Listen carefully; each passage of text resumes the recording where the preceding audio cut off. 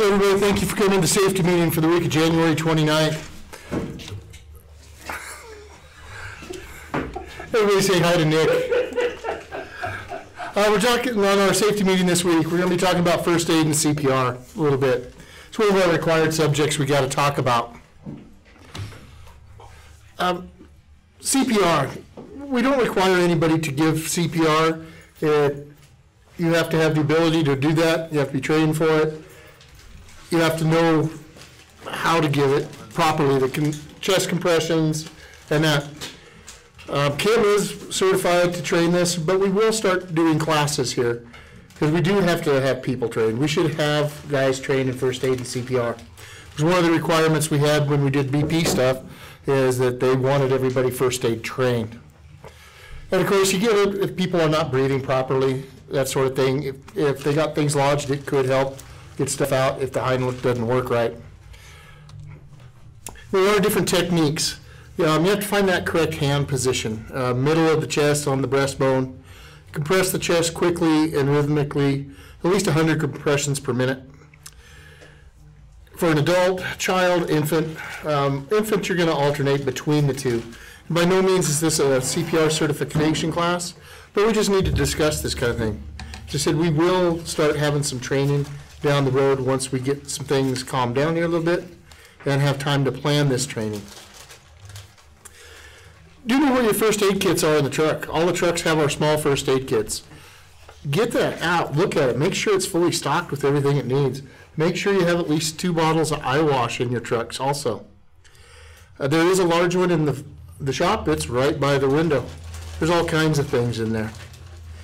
We do have that periodically filled. They replace things.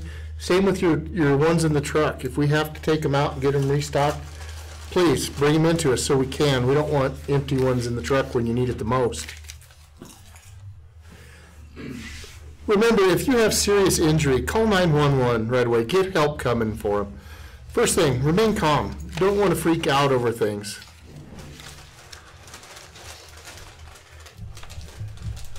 Here, hang on, I'm going to turn the gain down. Here, is that a little better on the volume out there? Take time. Take 3 seconds. We always talk about 3-second rule. Take 3 seconds to assess what you got going on. If you suspect any kind of spinal or neck injury, don't move the person. Leave them there until assistance comes so they can do it properly. Always trust your own instincts on things. You know how to fix yourself. You know how to administer first aid. We don't always have to run to an ER for things. We can administer first aid to ourselves. It's not that big a problem. Remember, bleeding, direct pressure, put gauze on it. Clean cloth bandage. There should be some gauze in the first aid kits of the truck. Maintain pressure on it. About 15 minutes until it stops or subsides. If it won't stop, we're going to have to get some more help there. Try to keep it elevated. Burns. Run cold water over for about 5 minutes on those first-degree minor burns. If it starts to blister the skin, don't break those blisters. That's a second-degree burn. If they break, let's have clean gauze around, antibiotic ointment, some of that burn cream that are in some of the first aid kits. Cover with a sterile dressing, and let's get some help for it. If it's those third-degree deep burns, we need to get first aid 911, somebody that can handle those deep burns for you. Poisoning. Simple. Don't drink your xylene, guys. Don't drink antifreeze. If you do encounter anything like that, call the Poison Control Center. They're going to tell you what you need to do. Do you want to induce vomiting? Of course not on an unconscious person. They can choke on this. They can aspirate it into their lungs. If they are throwing up, roll them onto their side. Let it get out of their mouth so it doesn't go back in their lungs. We are talking about our January safety theme as customer expectations again. And why should I be worried about what our customers expect? They know our rules. They know our procedures. They've given us a list of what they require on theirs. They're asking just very simple things. We follow our procedures, follow what they want. Because if we don't do it, we could lose this customer. And it could affect everybody that's watching online and in this room right now. And how can you better that customer expectation and their view of Prairie? Very simple. Follow our procedures. Follow their procedures. That's all you need to do. Pick up a little trash. Pick up dead seals on the ground. Those little things go way above and beyond with many of our producers. Well, clean up the Getty boxes. Yeah, clean up Getty boxes. Don't let them overflow. Clean up the top of your tanks. The things. Yeah, we talk about these a lot. Simple housekeeping goes a long way with our customers. And how does failing these customer expectations affect us? Over time, they get tired of it. They get tired of calling Dustin. They get tired of calling Kyle saying, you got another mess over here. The Getty boxes are overflowing. There's rope slap all over the tanks, oil on the top. There are a lot of companies starting to move in here. They're just waiting for us to do things wrong, that they try to undercut us or outbid us, and then we lose things. Instead of growing, then we get smaller again. We don't want that. You guys have done so well on stuff. We want to keep moving on. Because look at those crude volumes. Yeah. Got a question, Eric? No, I was waving at you guys. All right. Look at those crude volumes. You know, you're at 50 grand every single day or above. You know, you had 59,000 on one of those days. Just a smidge away from 60,000 barrels. The 2 days, weather kind of hindered us a little bit, but not much we can do about the weather. You guys have been doing wonderful. First time I've seen Dustin smile in a couple months that his load board is way down. It's where it should be. Water volume, they're staying pretty constant. They're getting ready to go up. We just bid and won the bid for a bunch of Chesapeake water. So they're going to be increasing greatly. They're also looking about some other work in Texas. Things are going really well down there for them. Some of the things for operations. Dustin, you want to elaborate on that? Because you're smiling with the load board. You guys are staying way caught up. It's fantastic. Everybody's still getting loads with as many drivers and leasers as we have, but you're being efficient and great and getting this stuff taken care of. You do have 5 flowbacks that we get ready to come on. One's down in Cheyenne. The rest are up in here. So there's going to be a lot of oil on some of those. So be ready for a lot more movement. Kim, you got anything at all? Not what I can think of. Jason? Just stay on top of your guys' chocks and cones and all that stuff, especially on Chesapeake. Make sure all your PPE is being worn. I've been seeing a lot of slacking on it lately, and Chesapeake's paying attention. Their safety guy's been out there watching. So just stay on top of that. And with that, we've got a lot of reports back from the Foley Group for Shell on audits we've had done by the Foley Group. We've had a lot of 100%, and we've had some near misses, shall we say, that not quite there. Ground your truck before you do things. Put your cones down. Wear safety glasses. If you got prescription safety glasses, you got to have side shields. Minor little things like that. But follow all the procedures, and our customers are happy. We did have an incident the other day on the snow. As you guys all see the truck out in the yard. Driving a little too fast for conditions at whiteout. All of a sudden, here's a pickup in the left lane and a semi in the right lane. So he takes the right lane instead of running completely over the top of a pickup and clips the rear end of a box trailer and goes in the ditch there. Did a great job of controlling it, but he's loaded and it was a shell load. So there's a lot of hoops to jump through with that one. Remember, bad weather.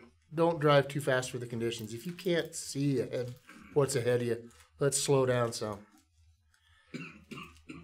Anything from the guys online? Or from you guys at all? So you're aware we have our 5 new drivers starting this coming week for the driver school? I have a question. Are you guys aware how to take the pictures of dispatch group with your offload receipts? Does everyone know how to do it? Because some are taking pictures of the offload receipt number instead of the whole thing. And what was the other one that we needed? The highway. Mush Creek and Douglas Road is not requiring a picture, but if you have a receipt, take a picture. We're trying to get Scott to make those ones, mandatory that you have to take a picture. But if you get an offload receipt, take a picture and dispatch crew. We need to do it for UETs. For what? UET? Yes. Yeah, Actually, it doesn't even give you the option.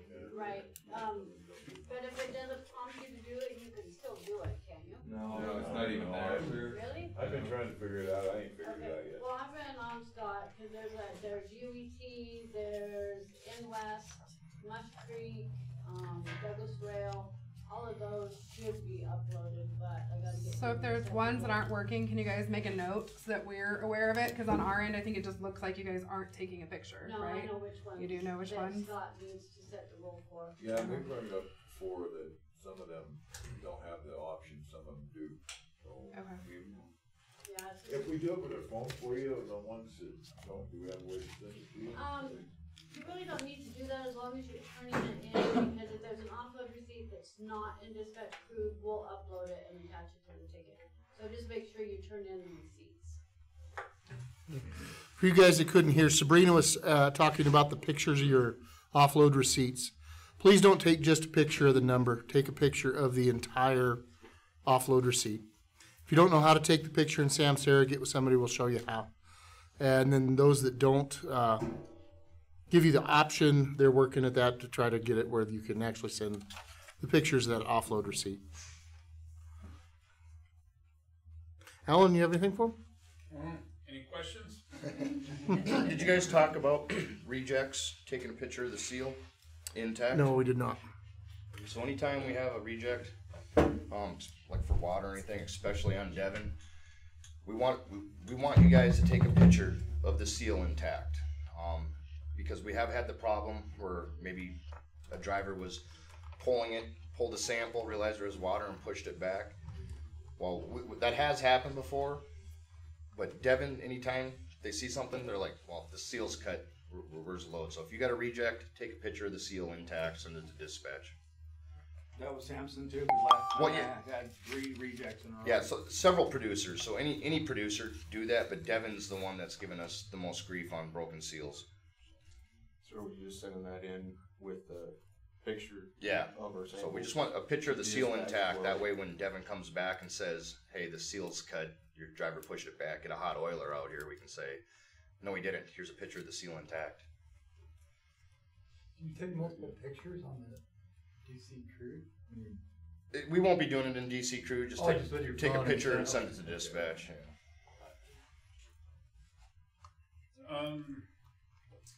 Along that with, make sure to dispatch if we have a rejection, we need to be sending a field supervisor out there.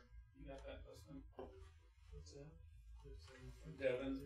Yeah. If we have a reject, we need to send a We've field been supervisor. on. We've hired a few positions here. I don't know if you guys know. So David as a safety training assistant, hired a gauger. So the purpose of that person is to go out there in the field and gauge tanks. That's all they're going to do is gauge tanks. So if we have some that we need to verify or second guess, whatever we need to send this person to. My hope for this person is that if you, let's just say you have a reject, you know, hopefully we can get this person out to that driver's next load before they get there. It's just kind of to help drivers out, and if he can get the tank work done before you get there, you know, he could just say it's good to go and you don't have to deal with it. But the bigger thing is I don't want a driver to have to deal with 2 rejects in a day, so if he rejects it, hopefully we can get the driver to another place, and it's just a way of putting somebody out there, and it's a time management thing. It's also hopefully a driver morale thing. Hopefully, you know, it keeps you from getting stuck with 2 rejects in a day. Obviously, he's only going to be able to cover so much ground, but the concept is if you call in a reject, we'll notify a supervisor, and a supervisor will call the gauger and have him go to, you know, wherever you're going next and try to get the tank work done. We'll see how it works out. I think are there other positions I'm not thinking of? I just want to mention another thing with the rejects. If you guys are out there and have to reject a tank, but there's still a tank available, we don't leave a reject. We do wanna leave a note, let the pumper know, make sure dispatch know so that they can get a hold of the producer. But if you're still able to take a load from that location, do not leave a reject ticket. From that well or that location? If you don't have to move the truck very far, we probably shouldn't be leaving a reject. Yeah, it does seem to create sometimes, they call us in question and I hear dispatch, okay, we aren't charging you for that one, so it's just, yeah. It's just common sense, if we're there, we can do a different one. Did you have a question, Eric? Well, yeah, just from last night, I was the king of rejects. I went to the Sampson field and 3 wells. I tested almost 7 tanks. Everywhere I went, I couldn't even get the oil out of the petcock. Couldn't even touch the bottom of the tank. So do I need to be taking pictures of my feet? It's just that thick? It was horrible. A couple of tanks had water in it. Most of them was just so darn thick that you couldn't even touch the bottom of the tank. So I was throwing out, calling everybody and reporting rejects. So how quickly are we communicating that with the producer? We have those. I went out and talked not to Joe the next today. morning. Alan, I talked to Joe about the one that he did last night, and I didn't see a problem with one tank. So Joe wants us to try to pull it. So, because I didn't have any problems. Any problems? As far as getting them. Okay. Getting the When you feet say down. you didn't have any problems, did you go out there and gauge it? Mhm. And so, why was it so thick for him and not you? That's what I don't I understand. mean, every tank I went to, you couldn't even, the hydrometer looked like a dart. I mean, so if I can't get my gravity, if I can't get a correct temperature, if I can't touch the bottom of the tank, Right. I'm not gonna haul the oil that I In the can't prior, test. in the But prior nobody's winters, arguing. we've done this, we've taken the gravity, if you can get a sample out of it. Well, all the trucks should have them plastic tubes, if they don't, shop should have some. Take take that tube, fill it, if you've got a load line valve. Some of the trucks, trailers I understand don't have that, but if you've got a load line valve, you can put that up, drop your hydrometer, put it in your floorboard, turn your heat up. Take the gravity as you load. By the time you get through loading, it'll be warm enough so you can get the gravity out of it. Just use And if caution. you know there is something wrong. No, it's so darn thick, you can't even see if there's water in it, and I'm not breaking that seal Right. if I don't know if there's water in it. Yeah. So Alan, with these rejects here, I mean, obviously, if we still have a load there, we got some guys asking, Pretty good. if we're not gonna leave a reject, how are the drivers gonna get paid for doing the tank work? What do we pay for a Last reject right time now? we just filled out supplements we had to do, like we went to Tuesday Draw, for instance. The first location, they were all rejects, but we took one from the back set of tank, which is a different location. We just filled out a supplement. I think they were giving us, what, $10 or something like that for us. So we'll use a supplemental for time doing the tank work? Or what are we doing with that? Yeah, I mean, we have to do something. We can't. We get too much feedback from the producers. You can't really charge them if we're getting a load from there. I mean, I sit there and listen to dispatch, take those calls all the time. So, obviously their time is valuable. I suppose that's what we have to do. I don't know if there's a way to recoup that from the producer. I guess it's just good business, hopefully, but obviously if it starts happening too much, Yeah, Jay, we'll fill out a supplemental on it. that was a question that came in. All right, that's a good question. I think that, we're just gonna have to, if we have one, we do run reports. I think last year I ran a report and shared it, let everybody guess who was the highest producer with most rejects, and, we can do that again. And, in other words, say it's Samson. If Samson's got the most rejects, then it's time to just go have a meeting with Samson and tell him, look, we're rejecting too many of your wells. We're gonna have to start charging you for these rejects, even if they're on the same tank. I mean, that's just, it's just gonna have to be a meeting, but that's, I guess, how we would handle it. But as far as the drivers go, what does it take? 20 minutes, 25 minutes? So, I would hope it doesn't take you guys 25 minutes to realize you need to reject. it takes me about an hour. Well, I know it takes you an hour. That one day we were out there for an hour and a half, and we haven't even started doing Follow an API, it takes about that for the new people. It's So gonna let's take that just- if they're let's doing just API figure- standards. So a half an hour supplemental? Let's just do an hour for the reject. Hour for a reject, okay. Hour supplemental for a reject, that you still have a load at. Now Russell's just trying to make me feel better. Does anybody have anything else? I'm gonna say one thing else. Yep, come on over. Samson stuff. If you guys get a reject, Jason. I've been working with those pumpers. Put me on camera. Anyways, I've been working with the pumpers out there trying to get these cold loads out and trying to get all this stuff narrowed down to reduce what inventory they have in the field. So if you guys can and you get a reject in the field, shoot me a text, say I pulled Duck Creek 3136 tank 1 and it's too thick to get my thief to the bottom. I'll go out and check it, and we've got a couple remedies we've been trying to get through to make it happen. So, but it's kind of a process and it's a pain in the butt, but it's working so far. I have a question on that. So I get at the end of December that stuff had sat in the tank for 2 weeks in a lot of cases, and not shocking that we can't even drop the beef down there. Right. But the problem now, how are we having that issue now? We're not more than a couple days behind on anything. Colder weather. There's some Yeah, I reject. get it. Does it flow into the tank when it's in production that heavy, or does it just get heavy that fast? That heavy paraffin sets up like maple syrup really quick.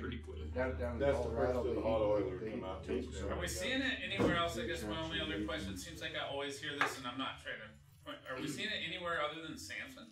You got a few peaks that'll do it, like some of the feelings will get really thick. Not a lot of them, most of it's that Samson field. Sussex formation is more paraffin. Yeah, but yeah, usually when I go out there and grind them out, a lot of the times the oil's good, but there's a lot of them that's still got a layer of water that I find in it. And I will utilize that as a reject with Samson. So I've been working with Joe and Mike out there and Alex and trying to get these cleaned up the best we can. Because there's still loads that are coming in on the load sheets from the 8th of December. Because they've been rejected that long and they've sat there that long. Hey, But do they're me no a favor good. when you guys reject, if you fill out the supplemental, put in our, but don't just say rejected load. Can you please put rejected, the tank number, and then put if you did get another load from that location. If not, it doesn't matter. It's not going to affect the. I just want to know because the producer will call us, and it's just good information. Yeah, but I'm going to work on another reject sheet with them because we cleaned up a lot of what I did last time. And we're going to start over again, and I want to get every one of them caught and get it cleaned up and gone. And if these next 2 months drop down cold like it usually does, we're gonna get much more out there that we can't even drop the beef in. Right. Tanks out there, the plumb bob, the tape will go down. Yeah. Get rejected. Got a thief over on top. Yeah.